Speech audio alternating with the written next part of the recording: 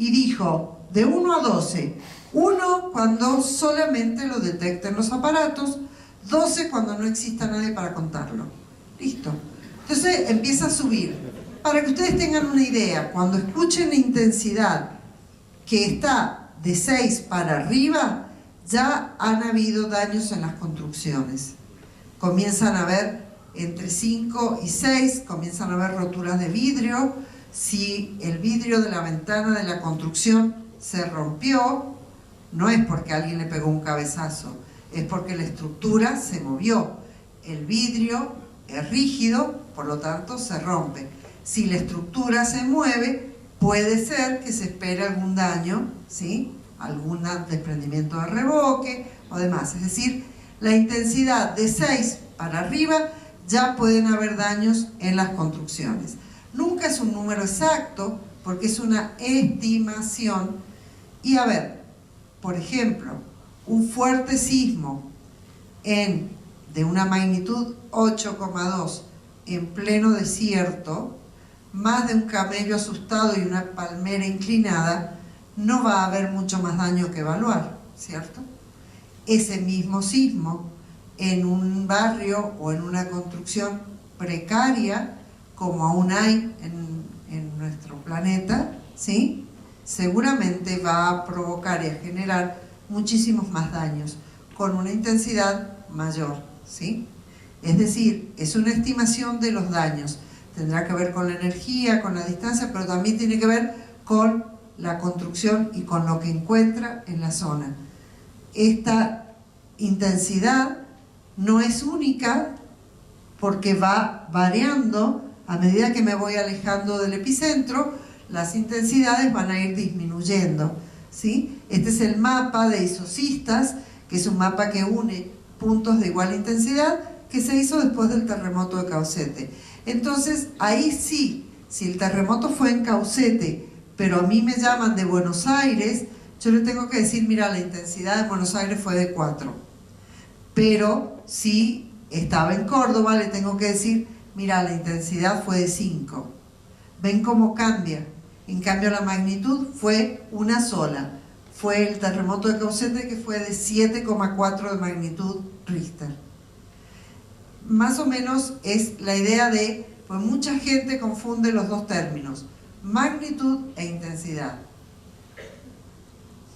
Bien, finalmente ya tenemos todos los parámetros para poder localizar un sismo. Necesitamos determinar una latitud y una longitud para ubicarlo geográficamente, un momento en el tiempo para decir a qué hora sucedió y finalmente otorgarle una magnitud e intensidad. Con todos estos datos, nosotros podemos informarlo a la población. Esto que ustedes ven son las distintas estaciones sismológicas que enseguida se las voy a mostrar y que nuestro instituto está recibiendo en tiempos reales la información, ¿sí? Es decir, estos son registros que en cada una de las estaciones podemos ir observando qué sucede. Esta tarea, la de localizar un sismo e informar a la población, la da nuestro instituto.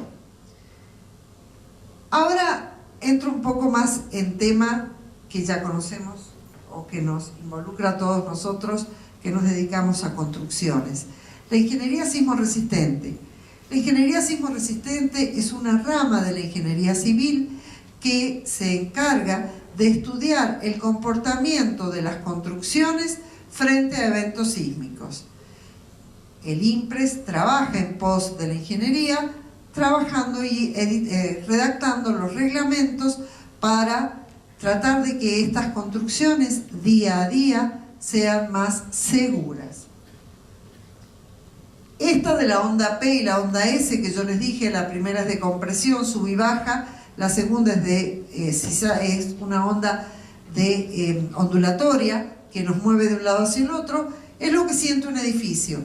En primer lugar, una onda de compresión y tracción, y en segundo lugar, una onda que hace que el movimiento, la construcción se mueva de un lado hacia el otro.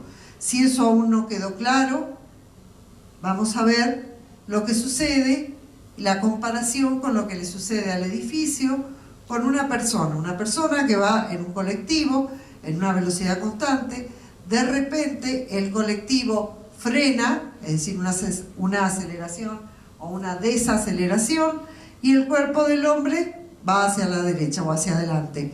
Cuando el chofer, graciosamente, como lo hacen, acelera bruscamente, el pobre hombrecito se va hacia atrás.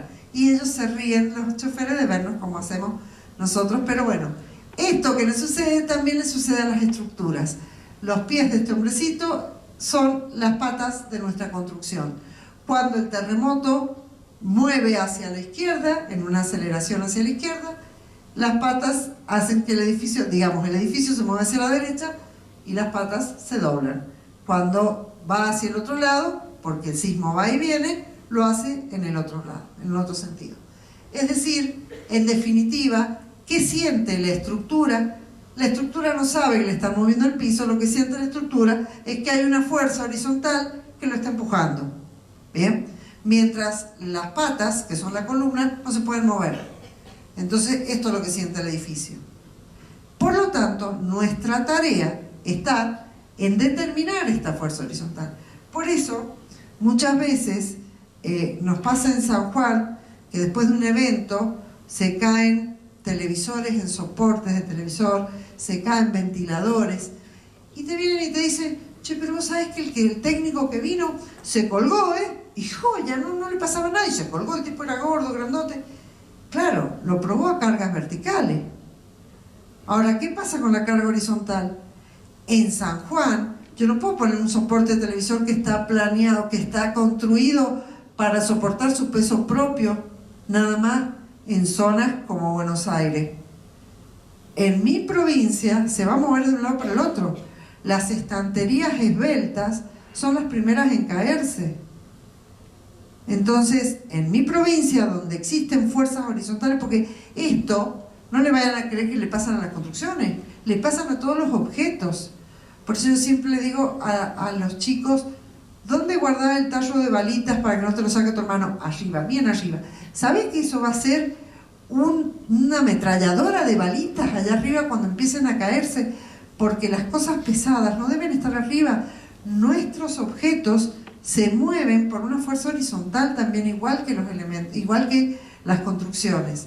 Tenemos que tener mucho cuidado. Nosotros no estamos sometidos nada más en las zonas sísmicas, no solo hay fuerzas verticales, hay fuerzas horizontales. Obviamente hay zonas como las del sur que se tienen en cuenta el viento, la nieve, pero nosotros también tenemos que tener en cuenta el sismo. Entonces, algunos conceptos. Comencemos con el más importante, el que nos tiene acá a nosotros esta tarde: las construcciones sismorresistentes. Esto es muy cortito, digamos. 3 patas necesita una construcción para ser sismorresistente. Y yo le agrego algo más: para ser segura. ¿Bien? Porque a veces cuando damos charlas de prevención y yo le digo a doña Rosa: mire, su casa es sismorresistente, ¿ah? Entonces, otro término: ¿su casa es segura? ¿Y cómo sé? Y bueno, estas cosas. Que se hayan usado materiales adecuados. Hoy, los materiales adecuados, que son los que autoriza el INTI, los que están en el INPRESIRSOC, son muchísimos materiales. El hormigón simple, el hormigón armado, los ladrillos cerámicos, macizos, huecos, materiales premoldeados, el acero, la madera, distintos tipos de materiales livianos. Hay un solo elemento que no se puede usar para obtener una construcción segura, y es el adobe, porque el adobe no hay manera de vincularlo al hormigón ni a la estructura. Y yo vengo de una provincia donde el adobe mató 10.000 personas, y estuve en el 2010 en un pueblo llamado Talca, en Chile, donde el 80% también de las construcciones de adobe quedaron en el piso, y la gente que murió en Talca fue por el adobe. Entonces es el único material que no lo podemos usar. ¿Bien? El resto, hay muchísima tecnología nueva hoy, rápida, limpia, liviana. Otro dato, el diseño estructural respetando los reglamentos vigentes. Es muy importante que la persona, el profesional, llámese técnico, maestro, mayor de obra, ingeniero o arquitecto, tenga el concepto de que está construyendo algo que debe ser seguro, porque vivo en una zona con una actividad sísmica moderada, en el caso de ustedes, moderada. Bien, debo respetar el reglamento. ¿Por qué? Porque el reglamento no está hecho para que yo, profesional, para que se haga engorroso mi cálculo, ni para que el propietario tenga que gastar más. El reglamento está hecho para lograr proteger la vida de las personas que están adentro, a una costa que después de un gran terremoto haya que demoler la construcción para volverla a hacer. Hay gente que confunde el reglamento con búnker. Yo a veces muestro fotos de daños en estructuras y pregunto, ¿usted cree que esto fue construido con el reglamento? Y no, mírele la fisura. Bien, si yo le digo que nadie de adentro murió, ¿usted cree que está construido con reglamento? Y no me entiende que sí. Sí, porque no murió nadie. Esa es la idea. Esa es la idea. Obviamente que no con el sismo de todos los días tengamos que estar reconstruyendo nuestra casa, si no vamos a estar como el cuento de los tres chanchitos. No. Pero la idea es que frente a un sismo, como decimos nosotros, mirá qué bien que trabajó. Cuando yo veo una estructura como la vi en Chile, después de ese tremendo terremoto del 2010, con un muro de mampostería, con columnas y vigas de hormigón armado, con una grieta en diagonal hacia un lado y hacia el otro, con una X perfectamente marcada, me paré y dije, qué bien que trabajó este muro. El hombre que me acompañaba me creyó que yo estaba loca, porque ¿cómo va a trabajar bien si está todo roto?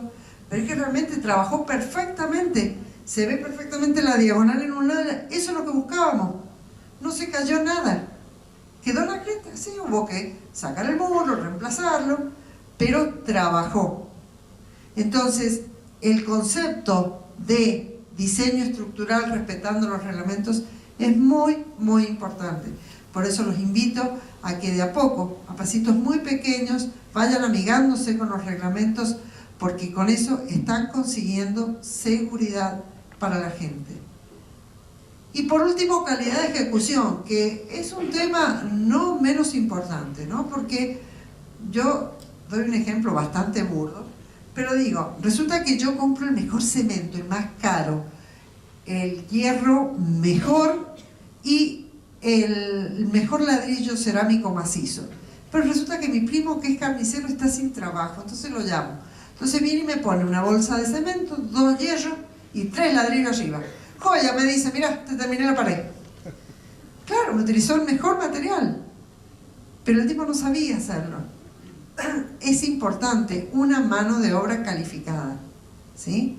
Una buena mano de obra, pero nunca los dejen solos.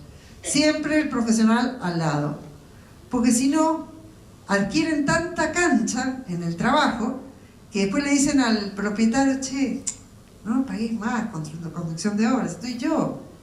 Si, mira, esas vigas ya no se usan, mi casa la construí sin esa pared y quedó joya, y entonces empiezan a seccionar lo que hemos hecho nosotros.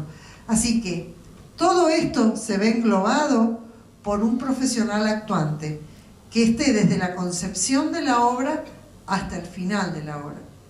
Es como ver nacer el hijo, es decir, tenemos que terminar de ver la obra, tenemos que acompañarla para ver que se haga lo que nosotros concebimos en algún momento en nuestra cabeza cuando empezamos con ese proyecto, ¿sí? Así que esto es una construcción sismo resistente.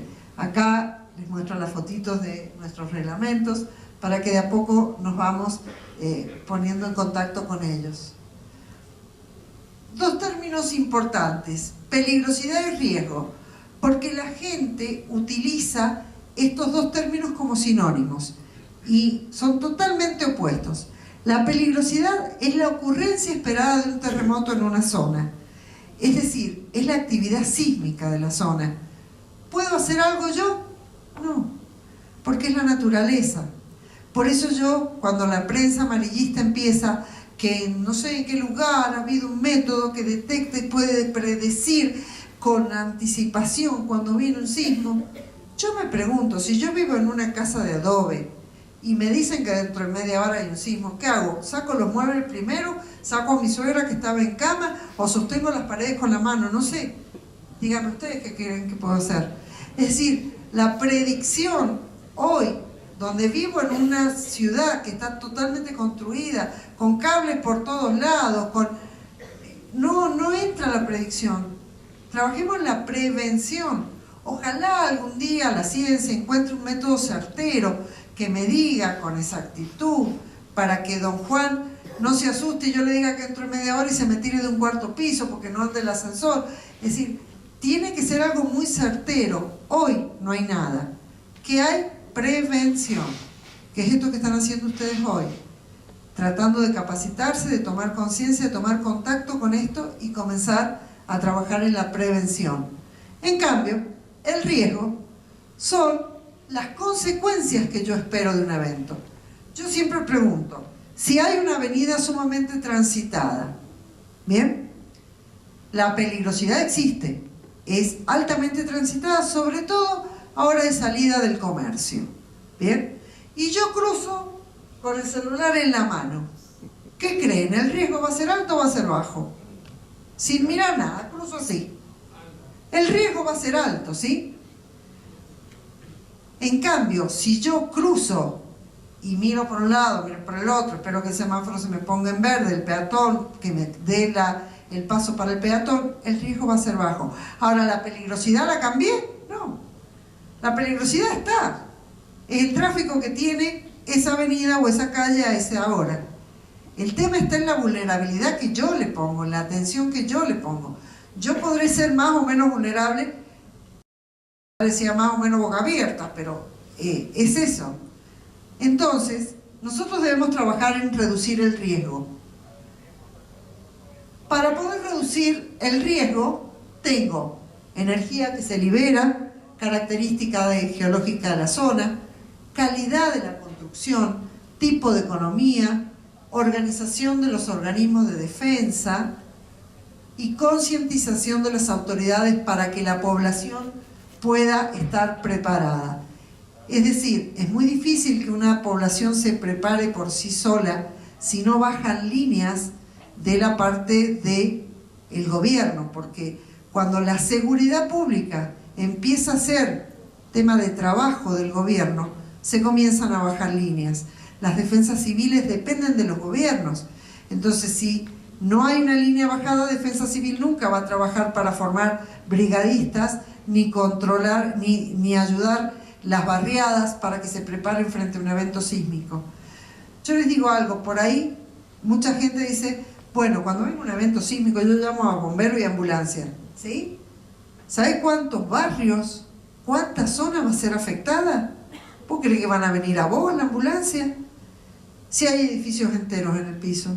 No, olvídate. A ver, preparémonos, porque capaz que van a pasar horas o días quizás para recibir asistencia, porque el sismo no es como un incendio es puntual, y vienen bomberos, ambulancias, vienen los aviones hidrantes, vienen todo, pero es puntual. Pero el sismo involucra muchas zonas, entonces hay que prepararse, pero tiene que ser política de Estado. A partir de ahí se empieza a trabajar en la preparación de la población. Paralelamente, como profesionales, tenemos lo nuestro, tenemos nuestra responsabilidad. Yo resumo en esto: el riesgo tiene 3 elementos: la peligrosidad, que no puedo hacer nada; la vulnerabilidad, que sí podemos hacer, sobre todo nosotros, no podemos mirar hacia el costado; y la exposición de la población. Esto es función de cada uno de nosotros y del gobierno también. Yo digo de cada uno de nosotros. Fíjense, los japoneses, a pesar de que son todos iguales porque tienen los ojitos así y nosotros no los diferenciamos, estos chicos son muy inteligentes. Ustedes saben que ellos tienen una bolsita donde tienen los documentos, los papeles necesarios para que frente a un evento sacan la bolsita. Yo vivo en una zona sumamente de una actividad sísmica grande. Si en este momento hubiese un sismo y yo no puedo volver a mi casa, paso a ser NN, yo y mis 4 hijos, porque uno tiene el documento en el bolsillo porque se fue a bailar, el otro no sé dónde, no tengo conciencia de que quizás mañana no pueda volver a entrar a mi casa. Entonces tengo que tener una bolsita, algo preparado, tengo que tener conciencia de eso. Otra cosa, por ejemplo, nosotros en San Juan, los chicos nos tienen que decir cuál es el camino que hace hacia su casa cada vez que sale de la escuela. Que sos muy cuida, mami. No, porque mañana va a pasar un desastre. ¿Y dónde te voy a buscar? ¿Por qué calle te voy a buscar? Es decir, todo eso, fíjense cómo todo eso es preparación de la población. Y no es ser paranoico, ¿no? No es decir, vivís pensando, no, nos preparemos, hermano. ¿Dónde nos vamos a juntar como familia cuando venga un evento? Porque vos estás en el trabajo, vos estás allá, bueno, busquemos un punto en común. Digamos, si no salimos todos a buscar. En Chile, nosotros después del terremoto, antes de ir a Talca, estuvimos viendo que estaban tan organizados que decían en la pared, con aerosol, estamos en tal lugar todos vivos. Es decir, hay maneras de comunicarse, de saber dónde quedamos, decían. Estaban de acuerdo, es decir, tenían un plan, estaban preparados. Bien, no los quiero asustar, pero es un poco mea culpa que yo me hago desde persona que vivo en una zona de mucha actividad sísmica. Esto es una ecuación y lo pongo como multiplicación porque ustedes saben, como buenos técnicos, que el factor de multiplicación, digamos, afecta el número en más o en menos, mucho más que una suma. Entonces, si la peligrosidad es una constante, yo puedo reducir el riesgo reduciendo la vulnerabilidad y la exposición, cada uno desde el rol que le corresponde jugar. Para ello, un 8 de mayo de 1972, para ayudar a la prevención sísmica, se creó el INPRES, con el objetivo fundamental de actualizar los reglamentos en pos de mitigar el riesgo sísmico de la Argentina. Ustedes dirán, ¿por qué San Juan tiene, si San Juan y Mendoza tienen el mismo peligro sísmico, ¿por qué tienen el INPRES ustedes? ¿Porque somos los mejores? No. Porque un 15 de enero de 1944 un gran terremoto destruyó nuestra provincia, y cuando digo destruyó no exagero, enseguida verán unas imágenes. El gobierno nacional, con muy buen pulso, envió ayuda de todo tipo en aquel momento, médicos, enfermeros, alimentos, ayuda social, pero también formó un grupo de gente que se llamó Consejo de Reconstrucción, que fue el encargado de enseñar al sanjuanino a construir de otra manera. Hasta ese momento se construía en adobe y en ladrillo sin ningún tipo de prescripción sismorresistente, es decir, con cruces de ladrillo, sin columnas, en tipo bovedillas, ¿sí? Casi todo quedó en el piso. Entonces, el gobierno dijo, bueno, vamos a conseguir créditos para que construyan las casas. ¡Wow! ¡Qué bien! Vamos a tener toda la casa bien. ¿Usted quiere la casa? Bien, ven, vamos a darle un crédito hipotecario. Pero usted tiene que construirla con así, así y así, con un plano y un calculito. No, pero es que, no, entonces no hay plata. Y entonces así consiguió el gobierno de que todo lo que se empezara a construir se construyera en pos de la seguridad. Y se mejoró la construcción. Una construcción moderna, muy baja, muy chata, muy caja de zapato, pero segura. En ese momento se aprovechó, ya que estaba todo en el piso, lo que no estaba en el piso se terminó de tirar, y se pasó topadora, se hicieron calles anchas, veredas amplias. ¿Y por qué? Y mire, señor, le tengo que hacer más amplia la vereda. ¿Sabe por qué? Porque cuando su casa se cayó, me tapó la calle y yo no pude pasar con la ambulancia. Así que ahora la calle y la vereda ancha, cosa de que permitan el traslado de las ambulancias y bomberos. Y se cambió toda la urbanización. Todo. Fue duro. Fueron 28 años de trabajo de este Consejo de Reconstrucción. A los 28 años nosotros seguíamos reconstruyéndonos y el gobierno nacional dijo, no, córtenla ya, ¿hasta cuándo se van a reconstruir? Y cerró el Consejo de Reconstrucción y en su lugar dejó el INPRES. Y se nos dio dos tareas. La primera de ellas, sismología, y la otra ingeniería sismoresistente. Resumiendo, sismología lo que hace es monitorear la actividad sísmica de todo el país, desde La Quiaca, Tierra del Fuego, y de Buenos Aires hacia la cordillera. Todo el país está siendo monitoreado por nosotros, no tenemos sede en ningún otro lado, solamente en San Juan, y los aparatos son todos monitoreados desde nuestra sede. Cada una de estas ramas tiene su red de aparatos, la Red Nacional de Estaciones Sismológicas y la de acelerógrafos, que tiene la parte de ingeniería. A la parte de ingeniería se nos encargó, como dije anteriormente, la redacción de los reglamentos, el asesoramiento y el acompañamiento de los profesionales para lograr que las construcciones día a día sean más resistentes a los sismos. Hay una serie de actividades puntuales, como les muestro en la filmina, que desarrolla nuestro instituto, tanto a estudios del comportamiento de los edificios, como a mantener las redes activas, las dos redes que tenemos, estudiar la sismicidad y la actividad tectónica en todo el país, actualizar el catálogo de sismos, es un catálogo que es consultado por todo el mundo, evaluar los estudios de peligrosidad, realizar campañas de divulgación, esto que hacemos nosotros, nuestra presencia acá, forma parte de estas campañas, y prestar asistencia técnica tanto al país como a países vecinos que así lo requieran. Esto que está acá es la Red Nacional de Estaciones Sismológicas. Actualmente se cuenta con 50 aparatos. Estos aparatos están enviando sus registros directamente, algunos vía satelital, otros pocos vía telemétrica. Nos llega directamente al instituto donde son analizados. Para que ustedes vean, yo recién les comenté que teníamos la estación en Catantal, acá en el noroeste de San Luis, y en el noreste tenemos la estación MRA de San Martín. Esta es una de las antenas con uno de nuestros compañeros trabajando en las mismas, son las que nos envían las señales. Obviamente que hay estaciones más densamente ubicadas en las zonas de mayor actividad sísmica.